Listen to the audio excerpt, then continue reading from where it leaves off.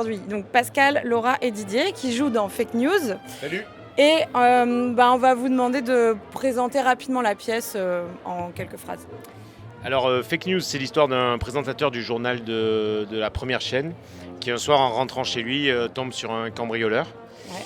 La situation est improbable. Le cambrioleur, lui, il n'a pas la télévision, il a choisi cette maison par hasard et il ne sait même pas à qui il a affaire.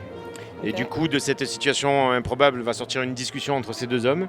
Et puis un peu plus tard, dans la nuit, Carmela, la fille du présentateur, qui elle doit passer son bac pour la 3e fois le lendemain matin, va faire une entrée fracassante dans la pièce. Et voilà, les spectateurs passent une nuit avec nous et on s'amuse bien, je crois. Ouais. Ok, très bien. Une question que j'aime bien poser, c'est selon vous, j'aime bien la poser. C'est selon vous, donc vous ferez passer le micro, mais quelle est la qualité pour vous numéro 1 qu'un comédien doit développer pour grandir et évoluer dans ce milieu ? J'ai compris, vous voulez que je commence quoi. Ouais. Alors, pour moi, donc je réponds.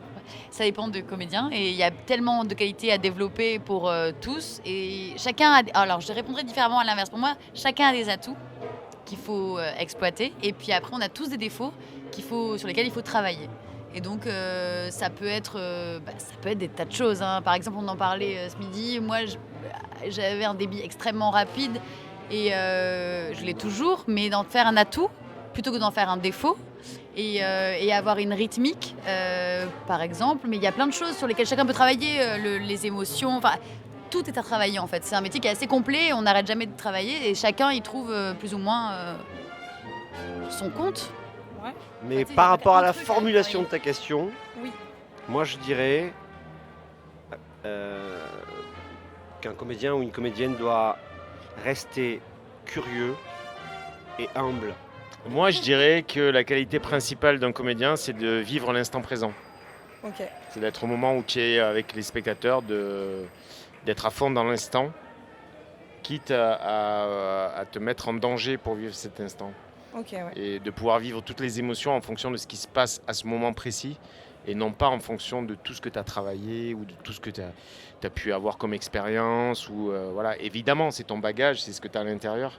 Mais le plus important, c'est ce moment précis, au moment où tu es face au spectateur, et de vivre cet instant le plus sincèrement possible. En gros, réussir à développer cette confiance où tu es vraiment dans l'instant présent et apprendre à oublier ce que tu as appris avant juste pour prendre les énergies du moment. Oui, en fait, ce que je veux dire, c'est que tu vas passer 1 mois ou 1 mois et demi à répéter. Donc tu connais ton texte, tu connais la situation, tu connais tes partenaires.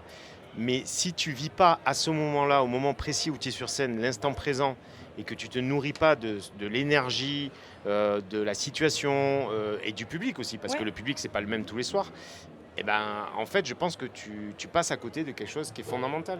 Voilà, moi c'est ma façon de vivre ce métier, mais après bon, c'est très personnel. Ouais. En gros, alors la question c'est qu'est-ce que tu apprends à chaque Avignon ? Qu'est-ce qui fait que tu y retournes en fait, tu vois ? Alors, donc moi, en ce qui me concerne, c'est mon 10e Avignon. Ouais. Qu'est-ce qui fait que j'y retourne ? En l'occurrence, c'est parce que Pascal m'a attrapé sur ce projet et que ce projet est à Avignon. Voilà.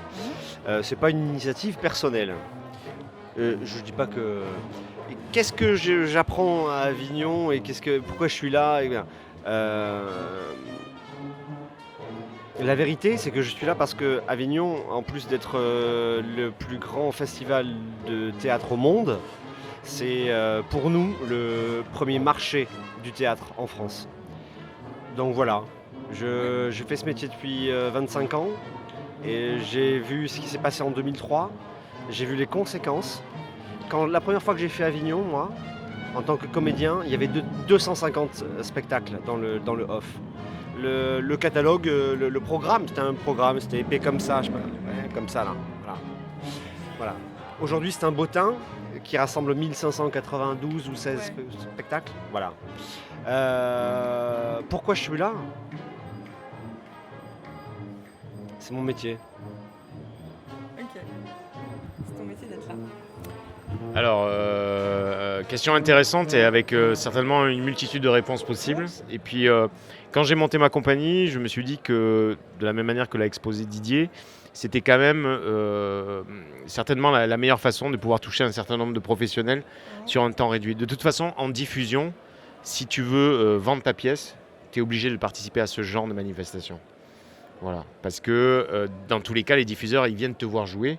Et quel est le meilleur endroit où tu peux réunir le plus grand nombre de diffuseurs et où tu peux jouer un certain nombre de jours de façon à proposer à ces diffuseurs au moins une date sur les 10 ou 12 ou parfois un mois qui passent ici. Donc forcément, c'est inévitable. Après, si tu me dis qu'est-ce que j'apprends sur le festival, d'abord à jouer tous les jours pendant 21 jours. Voilà, c'est une expérience qui, certes, depuis j'ai joué à Paris par exemple pendant 4 mois, mais ça c'était après le festival. Donc du coup, je ne l'avais jamais vécu avant.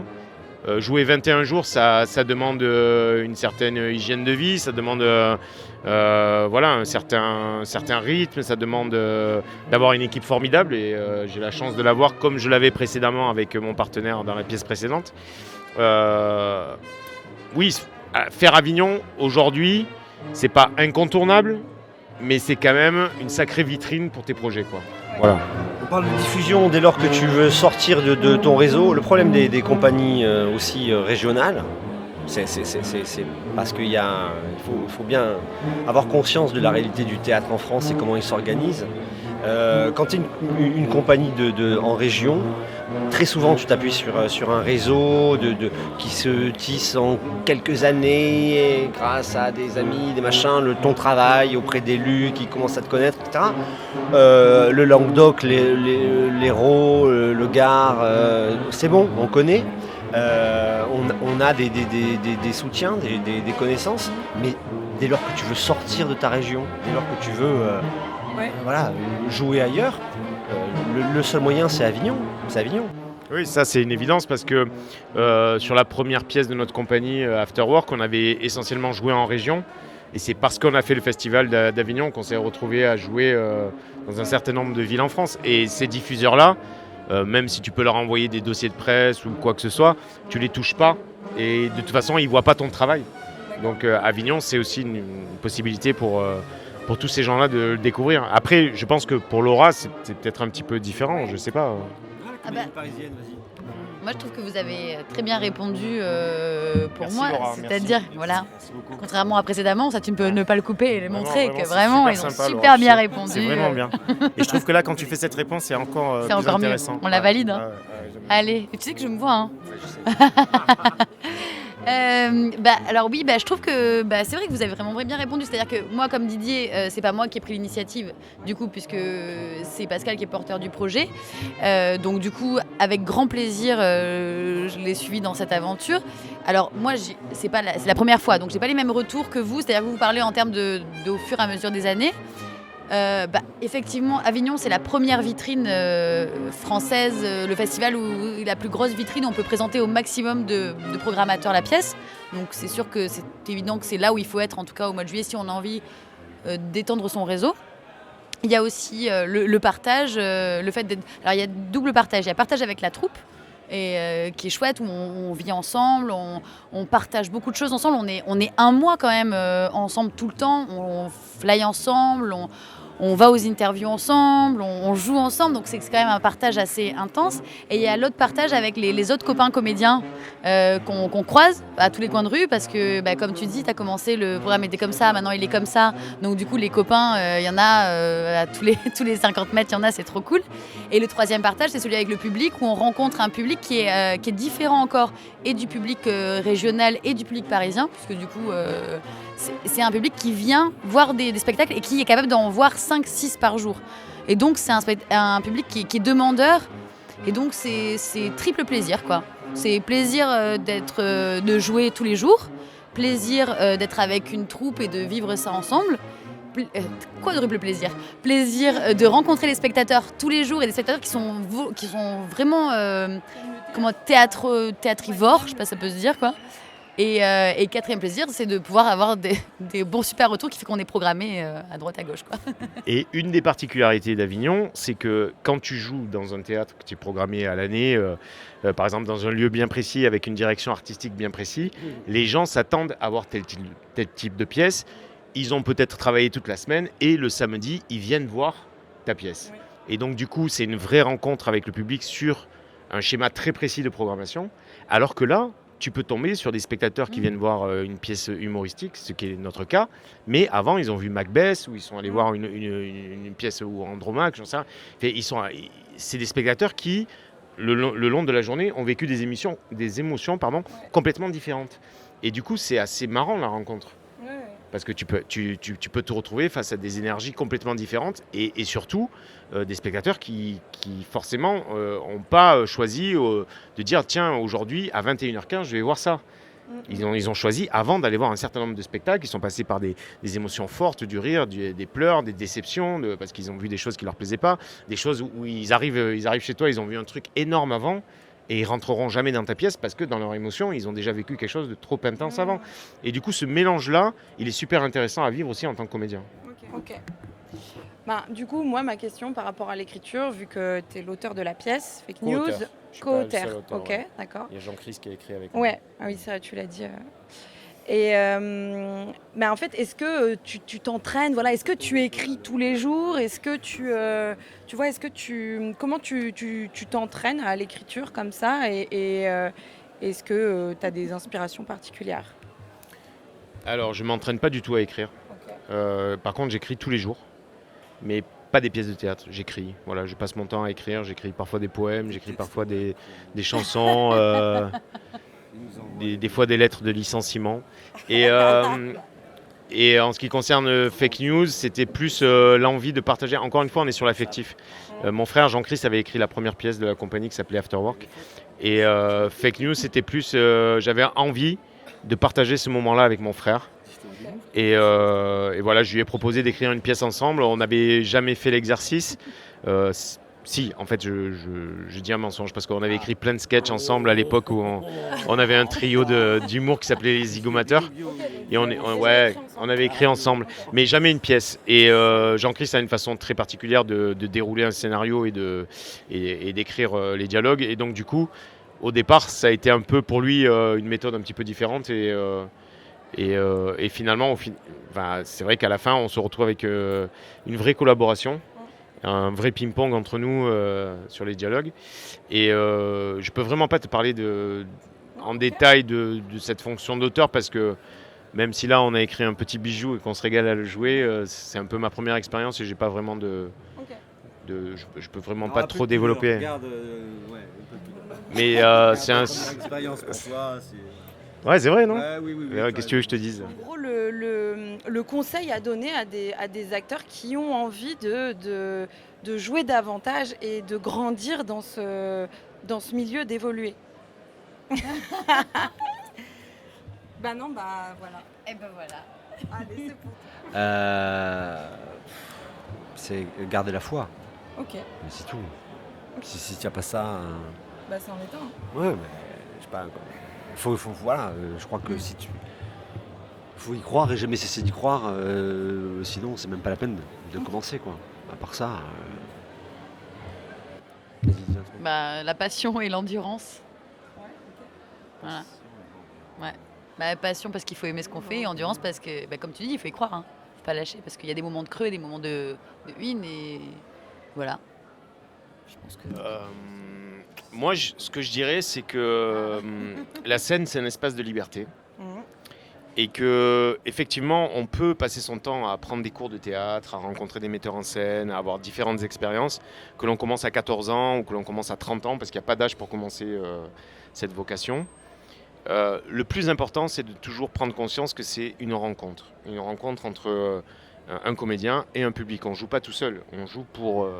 offrir des émotions et rencontrer des gens. Et que donc le conseil que je donnerais moi à des gens qui ont envie de faire ça, c'est tout simplement d'essayer, c'est tout simplement d'y aller. C'est tout simplement de créer ses propres projets si on n'a pas la chance d'être entouré par des gens qui peuvent vous écrire une pièce, qui peuvent vous mettre en scène, qui peuvent vous accompagner.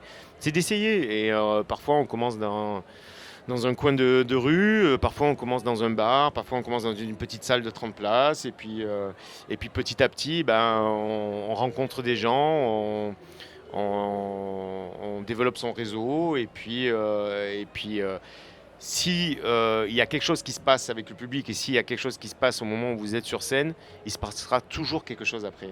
Et je rejoins ce que disait Didier tout à l'heure, il faut garder la foi. Il faut être passionné aussi, comme dit Laura, mais avant tout, il faut y aller, quoi. Ouais. C'est-à-dire que voilà, les gens qui vont voir, par exemple, j'ai discuté avec des gens qui étaient forcément un peu plus célèbres que nous et qui justement avaient la chance de se poser aucune question dans ce métier. Ils rencontraient toujours des gens qui disaient ouais, mais tu peux pas me proposer un casting, ou tu peux pas, mais il faut pas attendre ça, il faut y aller.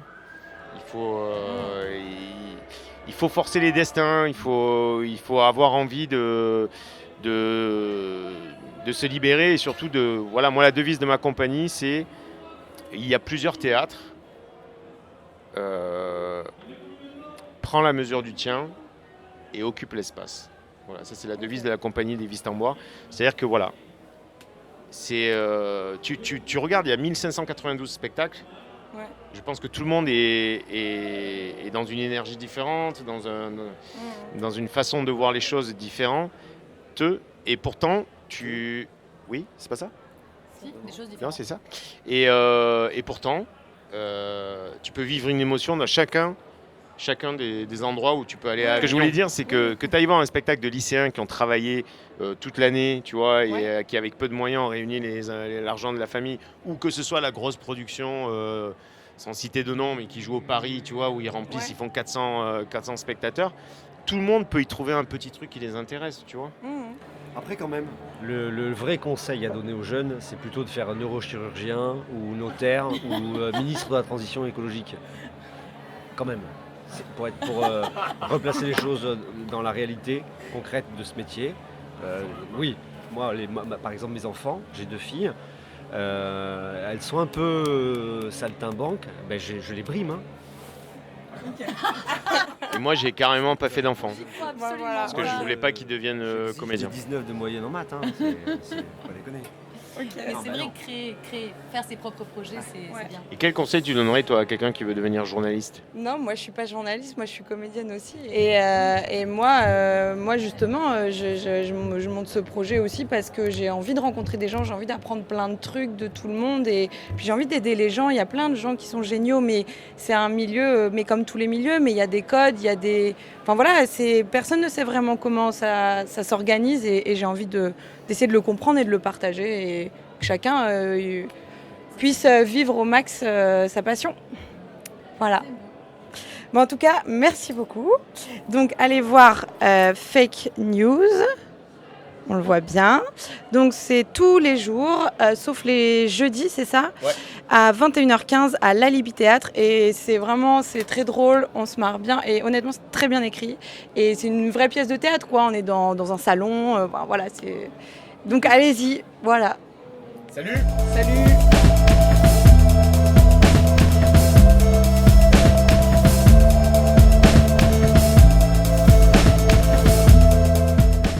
Alors j'annonce aux téléspectateurs qu'on va changer de comédienne. Carmela a été virée à l'instant, et donc on passe un casting. Si vous avez entre 20 et 25 ans et que vous aimez pas Maître Gims et Orelsan, on est friand de ce genre de comédienne. Voilà.